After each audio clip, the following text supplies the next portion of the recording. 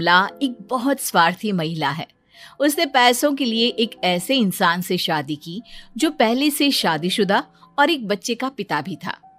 कमला के पति को मरे हुए एक अरसा बीत गया है। अब वो अपने सौतेले बेटे वैभव के साथ रहती है।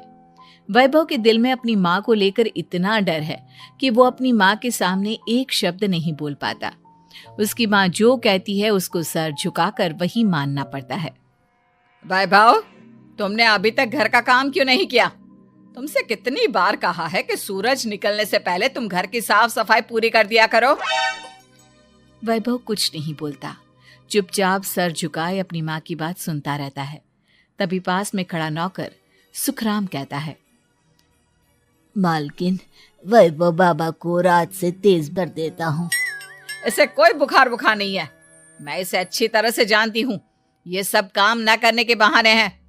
सुखराम काका, बोल दो इसे, सारे घर का काम यही करेगा।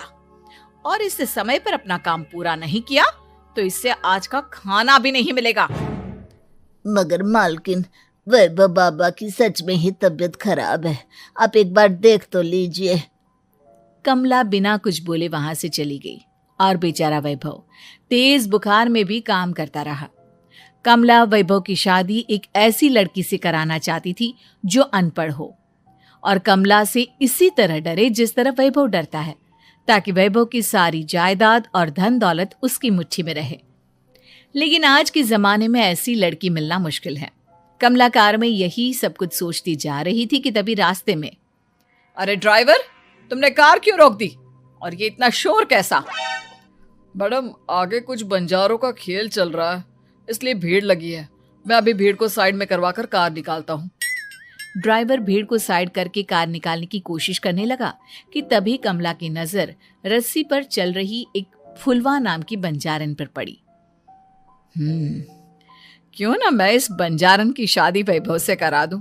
ये तो अनपढ़ लग रही है, मेरे पैरों तले दबकर भी रहेगी। मुझे अभी इसके माँ बाप से बात करनी होगी। ये सोचकर कमला ने उन बंजारों से बात की और उन्हें शाम को अपने घर बुलाया। फुलवा के माता पिता वहां उसे लेकर आ गए। उन्होंने इतना आलीशान घर पहले कभी नहीं देखा था। अच्छा हुआ आप लोग आ गए। देखिए, मुझे घुमा फिरा कर बात करने की आदत नहीं है, इसलिए सीधे सीधे मुद्दे पर आती हूँ।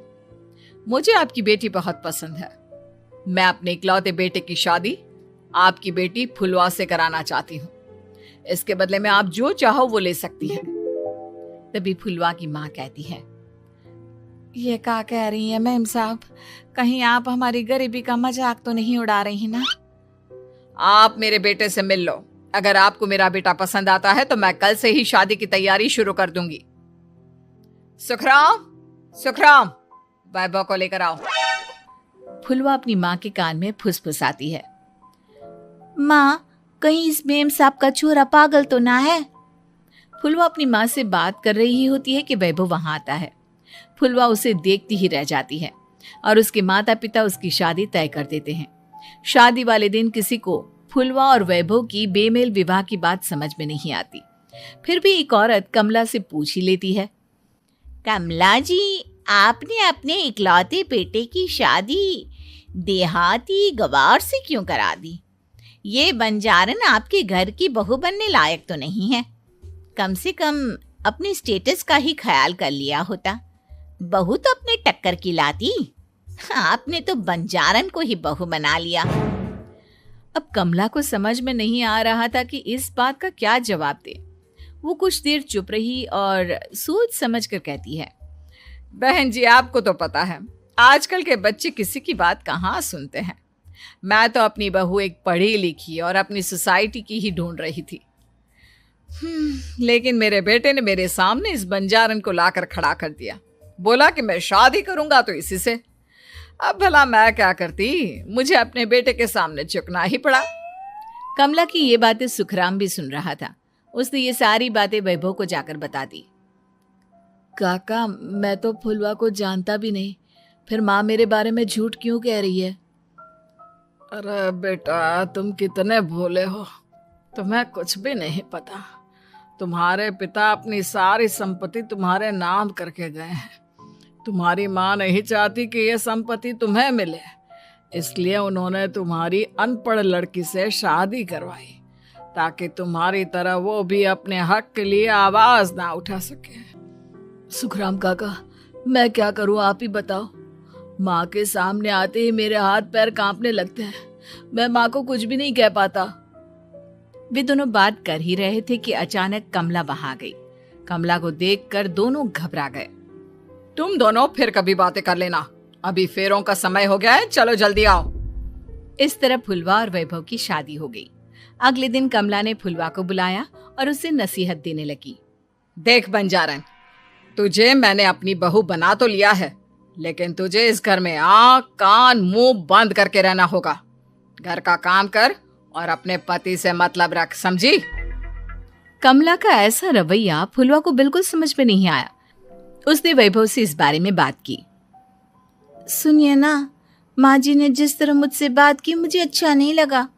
शादी से पहले तो वो मुझसे बहुत अच्छे से बात कर रही थी, लेकिन शादी के बाद उन्हें क्या हो गया? तुम ज्यादा मत सोचो, जैसा माँ कहती है वैसा ही करो। ये कहकर वैभव वहां से चला गया। अगले दिन वैभव को घर के नौकरों की तरह काम करता देख फुलवा को बहुत हैरानी हुई। फुलवा ने इस बारे में सुखराम काका से बात की तो सुखराम काका ने फुलवा को सारी बात बता दी।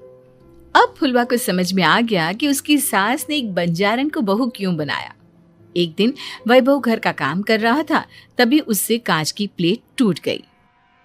किसने गिराई ये कांच की प्लेट? वैभव को वहां खड़ा देख कमला ने छड़ी से उसे मारना शुरू कर दिया।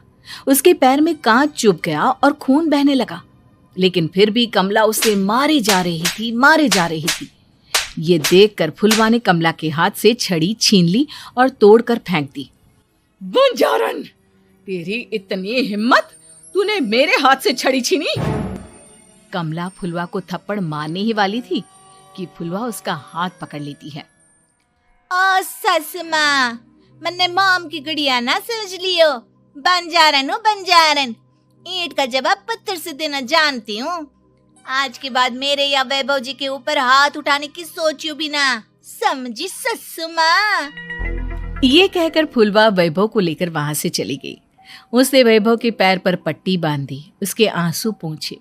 वैभव ने पहली बार किसी के दिल में अपने लिए इतना प्यार महसूस किया। अब फुलवा वैभव का हर काम में हाथ बटाती, उसका बहुत ख्याल रखती। इस तरह दोनों बहुत ज्यादा नजदीक आ गए। वहीं दूसरी ओर कमला सारी जायदाद अपने नाम करने की साजिश करने लगी। और एक दिन, वैभव, जल्दी बाहर आओ। कमला की आवाज सुनकर वैभव और फुलवा अपने कमरे से बाहर आ गए। जी माँ, आपने बुलाया? ये ले, इन कागजों पर साइन कर दे। वैभव कागजों पर साइन करने ही वाला था कि फुलवा वैभव के हाथ से पेन छीनकर कहती है, ना वैभव जी, आप इस पर हस्ताक्षर नहीं करेंगे। आओ बंजारन, मैं तुझसे बात नहीं कर रही। ये बात मेरे और मेरे बेटे के बीच की है। चुपचाप पेन दे दे, नहीं तो तेरी खाल उधेड़ लूंगी। ससु माँ, बंजारन की खाल इतनी भी ढीली ना होवे कि कोई भी उधेड़ लेवे।